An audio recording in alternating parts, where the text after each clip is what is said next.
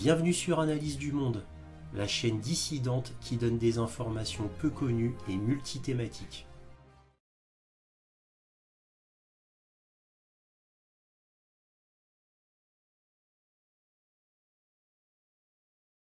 Bonjour à vous, bienvenue sur Analyse du Monde. Comme d'habitude, si cette vidéo vous plaît, un petit pouce, un abonnement, un commentaire pour me dire ce que vous en avez pensé, c'est important pour moi. Et éventuellement un petit don, lien dans la description, cela m'aide à publier régulièrement. Merci à tous de votre soutien à Analyse du Monde, aussi appelé Réinformation sur le Monde sur YouTube. Donc là, cette vidéo va être sur le coup d'État qui est arrivé le 26 juillet, donc un mercredi, où des putschistes donc ont renversé le gouvernement.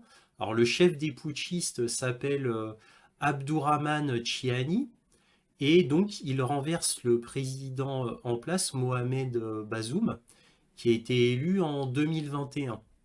Alors on va regarder un petit peu les détails ensemble, dont un article de Ouest France.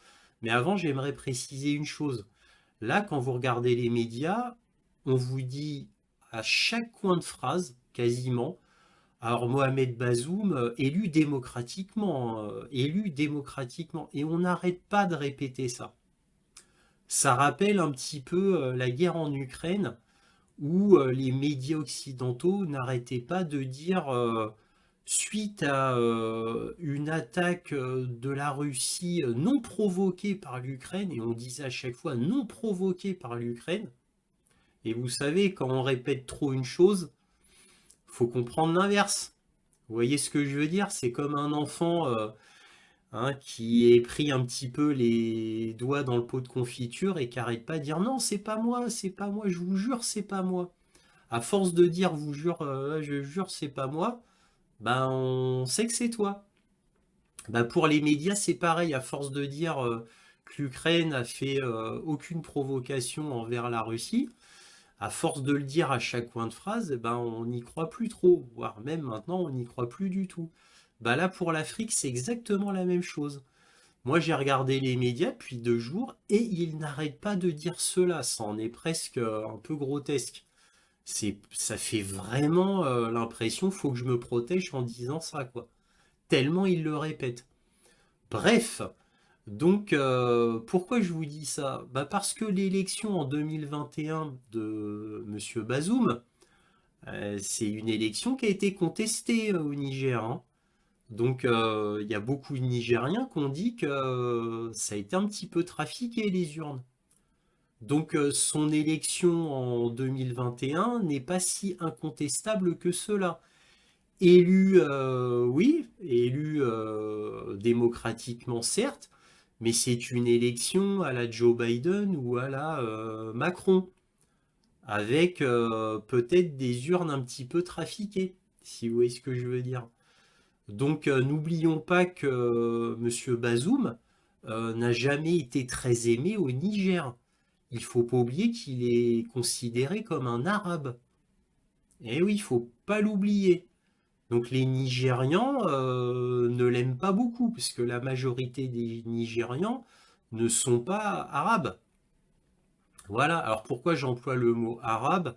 C'est parce que en Afrique, et particulièrement là au Niger, parce que c'est du Niger dont on parle, ce qui fait qu'il est contesté, c'est qu'il est vu comme un arabe. Donc il est mal vu par les Nigériens. Autre chose concernant Monsieur Bazoum, Monsieur Bazoum est un vassal de l'Occident. Ne l'oublions pas. Alors il est un vassal de la France, et là pour le coup de Macron, mais aussi des États-Unis. Donc n'oublions pas la réputation, cette réputation-là qu'il a au Niger. Donc c'est pas quelqu'un d'aimé Bazoum au Niger. Voilà. Donc, et vous vous doutez bien que cet homme qui a été élu, il a été élu, euh, voilà, comme un petit peu comme une marionnette. C'est comme ça qu'il est vu au Niger. Il est vu comme un pion de l'Occident, exactement comme Zelensky. Faut pas l'oublier. Voilà, faut pas l'oublier. Donc, faut quand même avoir tout ça en tête avant de continuer, hein. Donc, parce que ça, évidemment, on va pas vous le dire dans les médias. Mais les Africains le savent très bien, tout ça. Donc, voilà, c'est pas un ange, Bazoum, et il n'est pas aimé dans son pays. Et surtout qu'il représente une minorité. Voilà, ne l'oublions pas. Donc là, maintenant, on va voir une vidéo des putschistes avec Abdourahmane Chiani qui explique pourquoi il a fait ce coup d'État. Communiqué numéro 1. Ce jour, 26 juillet 2023, nous, forces de défense et de sécurité, réunis au sein du Conseil national pour la sauvegarde de la patrie, CNSP, avons décidé de mettre fin au régime que vous connaissez. Cela fait suite à la dégradation continue de la situation sécuritaire, la mauvaise gouvernance économique et sociale. Réaffirmons notre attachement au respect de tous les engagements souscrits par le Niger. Nous rassurons la communauté nationale et internationale par rapport au respect de l'intégrité physique et morale des autorités déchues conformément aux principes des droits humains. Fait à Niamey le 26 juillet 2023, signé le président du CNSP. Alors là, nous allons voir un article de Ouest France qui va parler d'uranium. Alors vous allez me dire, mais pourquoi parler d'uranium? Bah, tout simplement parce que le Niger est un grand pourvoyeur d'uranium pour la France, mais pas que, aussi pour l'Europe. Le Niger est le premier pays au monde à fournir de l'uranium à l'Europe, à l'Union européenne.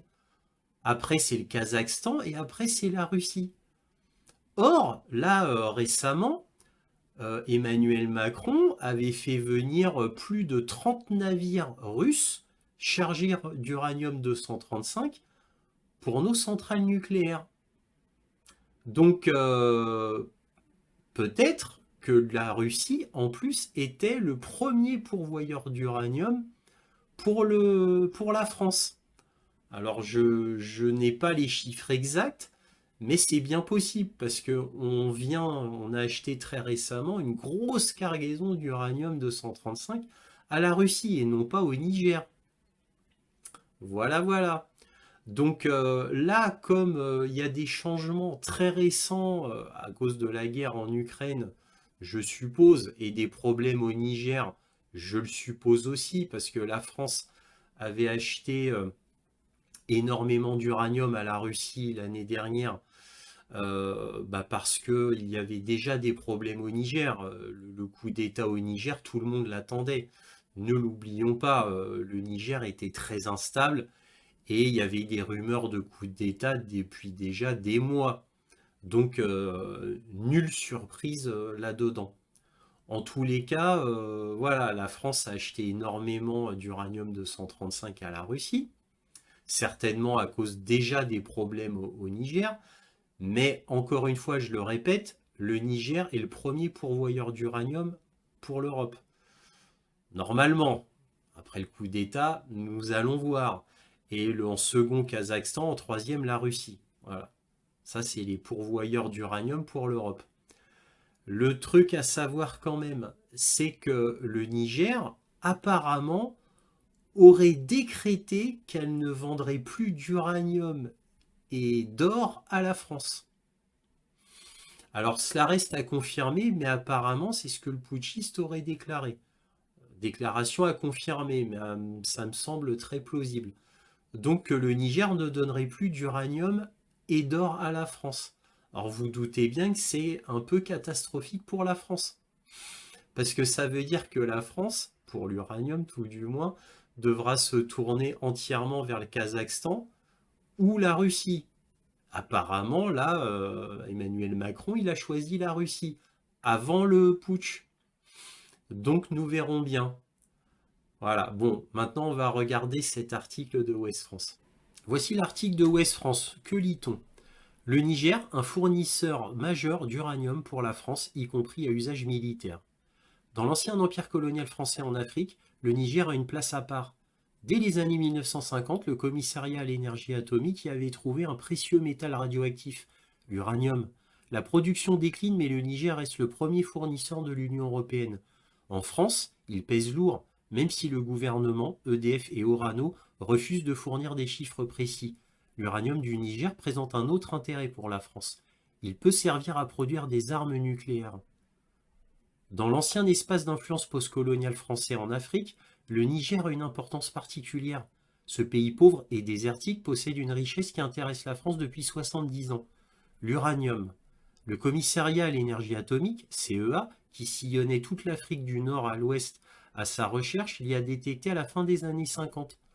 L'indépendance accordée en 1960 n'a pas empêché la France d'y ouvrir une mine en 1968, la Somaïr, Société des mines de l'Aïr, du nom d'un massif montagneux proche, puis un autre en 1974, la Cominac, compagnie minière d'Akuta, du nom d'une localité proche, pour héberger les travailleurs de ces mines, une ville, Arlit, surnommée la deuxième Paris, est même créée de toutes pièces en plein désert du Sahara. L'uranium est un métal radioactif dont les mines sont bien moins répandues dans le monde que les gisements de pétrole ou de gaz, mais qui est tout à fait indispensable à la France, avec ses 56 réacteurs nucléaires, soit le deuxième parc du monde après celui des États-Unis. Or, le Niger, au lieu de la France-Afrique de l'époque, en est encore aujourd'hui le 7e producteur mondial. Une importance particulière pour Orano. Le champion français du combustible nucléaire, Orano, ex-Areva, y possède 3 mines. La Somaïr, exploitée à ciel ouvert, s'essouffle, mais doit encore fonctionner encore une dizaine d'années. La Cominac, qui était une mine souterraine, elle, a été stoppée en 2021. Orano possède enfin la mine d'Imouranen, elle aussi située non loin d'Arlit. Elle présenterait un important potentiel de 200 000 tonnes. Mais la décision d'ouvrir l'exploitation n'en finit pas d'être reportée. Raison officielle, Orano hésitera encore entre deux modes d'extraction possibles. Raison officieuse, l'instabilité chronique de cette partie du Sahel exposée aux groupes djihadistes qui ont déjà pris en otage 7 de ses salariés en 2010 et au coup d'État. Et voilà, donc ça c'est important à souligner, très important. Alors, que peut-on lire encore? Puis ensuite, je vais arrêter là. Pas de transparence sur l'importance réelle de l'uranium nigérien. Quel risque la possibilité d'une rupture avec le Niger ferait-elle peser sur la filière nucléaire française? Ses principaux acteurs assurent qu'il est réduit, mais refusent d'entrer dans les détails. EDF indique qu'il achète chaque année près de 7000 tonnes d'uranium, soit près de 10% de la demande mondiale, mais ceci en maximisant la diversification de ses sources géographiques et de ses fournisseurs. En conséquence, EDF assure n'être dépendant d'aucun site, d'aucune société, d'aucun pays. EDF refuse cependant à donner tout chiffre précis, se réfugiant derrière leur supposé caractère confidentiel. Alors que, lors de l'éclatement de la crise avec la Russie, le grand public a eu accès à tous les chiffres sur les approvisionnements de la France et de chaque pays d'Europe en gaz, en pétrole et en charbon.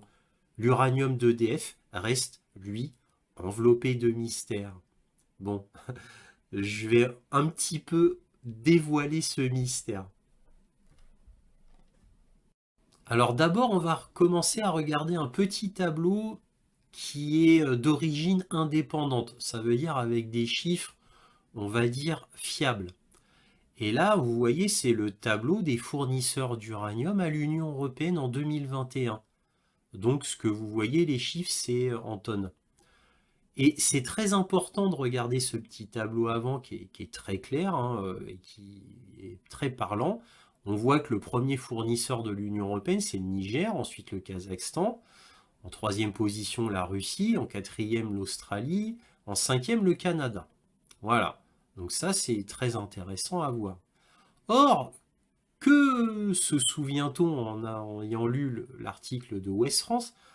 Dans Ouest France, on dit, bon, le Niger, c'est très bien, mais gros problème de terrorisme avec les djihadistes, gros problème d'instabilité politique au Niger, et ayant déjà connu plusieurs coups d'État. Donc, sachant cela, pourquoi tout ce mystère avec EDF, qui ne veut pas fournir exactement les informations sur qui donne de l'uranium à la France?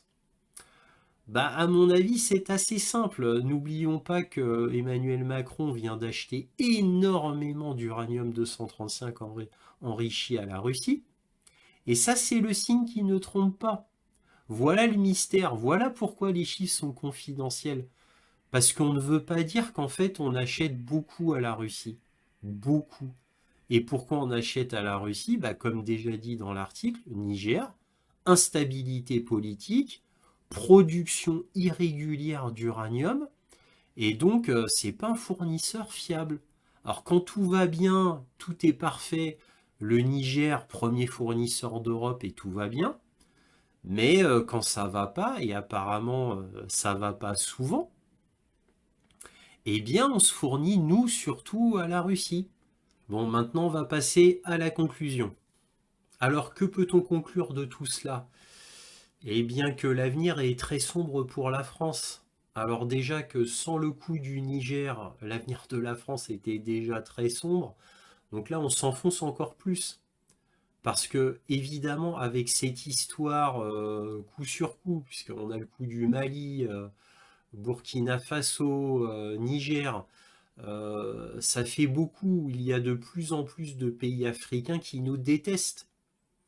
Et il y a de plus en plus de pays africains qui étaient français avant, dans le sens colonie française, et qui se rapprochent de plus en plus vers la Russie, qui est notre nouvel ennemi, paraît-il. Parce que les médias ont décidé que c'était notre nouvel ennemi. Bon, Macron aussi, certes. Quoique Macron, on a dû le pousser, hein. Les États-Unis ont dû passer beaucoup de téléphones pour que Macron considère finalement la Russie comme l'ennemi de la France. Il a dû être un petit peu poussé. C'est comme Olaf Scholz, hein. On a dû le pousser beaucoup, beaucoup, beaucoup pour qu'il considère la Russie comme un pays ennemi. Mais au début, c'était pas du tout le cas, hein. L'Allemagne et la France considéraient la Russie comme un pays ami.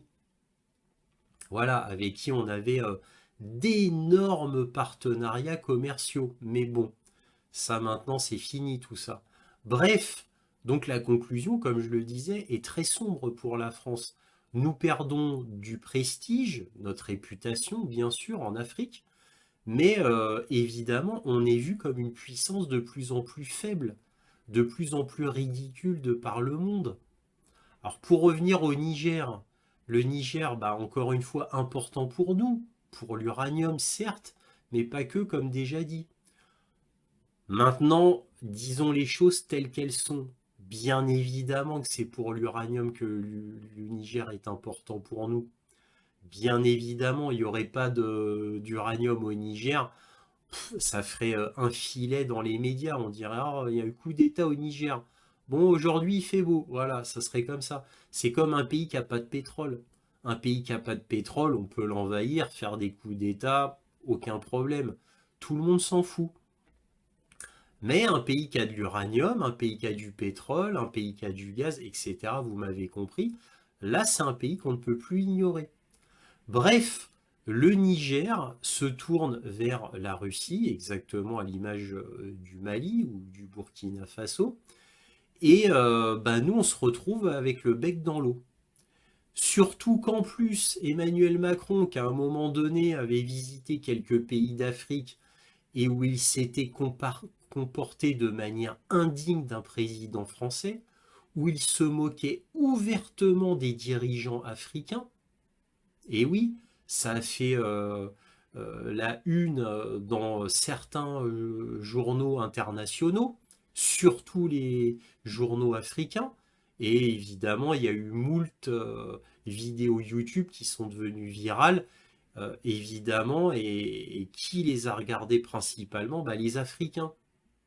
Et comme les Africains ont vu que la France se moquait éperdument de l'Afrique, et qu'elle jouait des Africains avec une hypocrisie vraiment poussée à l'extrême, et que Macron bah, méprisait clairement les Africains, il s'en cachait même pas d'ailleurs, hein, vu comment il se moquait des présidents africains, eh bien ce qui a fait qu'on avait une réputation absolument terrible.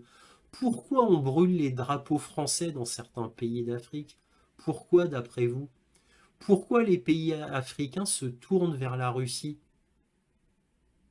Bah, c'est parce que tout simplement la Russie, quand elle fait des affaires avec certains pays africains, eh bien ils y vont pour des affaires. Et ils ne viennent pas en tant que moralisateurs, ils ne donnent pas des leçons aux pays qu'ils visitent, avec qui ils ont des affaires.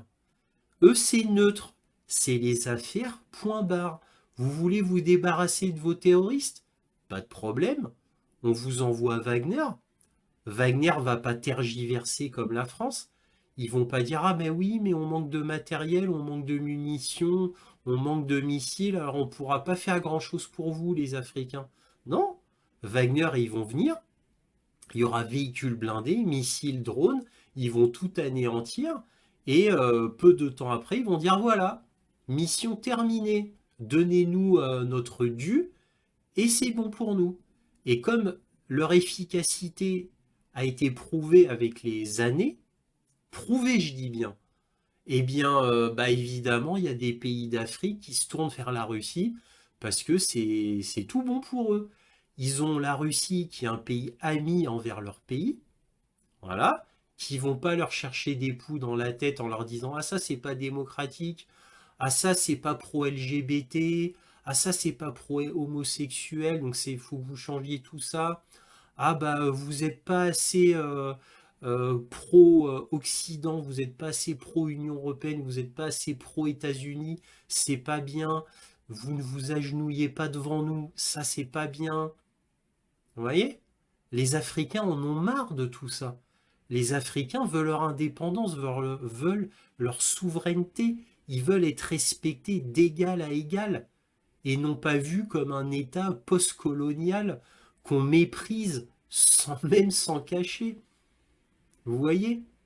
Donc voilà, après, nulle surprise, nulle surprise. Et ça, on ne vous le dira pas dans les médias. Donc oui, il y a le coût de l'uranium, mais pas que. Il y a évidemment la géopolitique derrière. Et évidemment, le fait qu'on perde des pays africains, ben, on perd des parts de marché. On perd des ressources avec lesquelles on avait l'habitude, on va dire, de commercer, d'avoir. On se servait, hein. L'Afrique c'est un gâteau, on se servait, on prenait tout simplement. C'est fini maintenant. Et comme les Africains, ils ont deux grands parrains, ils ont la Russie et la Chine, et surtout la Russie qui, elle, n'hésite pas à intervenir, hein, comme elle a intervenu en Syrie et au Venezuela, eh bien la France est bien ennuyée. Parce que la Chine, encore, elle se fait plus ou moins discrète dans les pays africains. C'est pas elle qui va intervenir physiquement avec des militaires pour établir le respect, les droits africains, etc. Mais la Russie, oui. Voilà. Sous demande de président africain, bien évidemment. Donc là, ça change tout. Et c'est pour ça que là, la France a dit qu'il ferait tout pour défendre le Niger, qu'elle n'était pas contente du coup d'État. Et les États-Unis, via la voix d'Anthony Blinken, a dit qu'il serait derrière Bazoum, monsieur Bazoum. Bien évidemment, bah évidemment, Bazoum, c'est leur marionnette. C'est les Occidentaux qui ont mis Bazoum au Niger. La France, on va dire. Mais avec l'aide des États-Unis. Voilà. Et c'est lui, ce monsieur Bazoum, qui a été élu de manière, on va dire, discutable. Et ça, c'est ce que disent les Nigériens. D'où les problèmes d'instabilité constant au Niger. D'où le fait que Bazoum n'est pas aimé. Et pourquoi il n'est pas aimé? Bah, s'il n'est pas aimé, comment ça se fait qu'il a été élu? Eh oui, vous voyez, c'est plus clair, c'est le grand classique. Urne trafiquée, avec les Occidentaux derrière, la CIA, évidemment les services secrets français, etc. C'est comme d'habitude, en plus, surtout en Afrique, on a l'habitude. Bon, je commence à être un peu long, j'arrête là, je crois que vous avez compris le tableau. Voilà, si cette vidéo vous a plu, un petit pouce, un abonnement, un commentaire, c'est important pour moi d'avoir votre opinion, et éventuellement un petit don, lien dans la description. Merci à tous de votre soutien à Analyse du Monde, aussi appelé Réinformation sur le monde, et toujours, soyez curieux.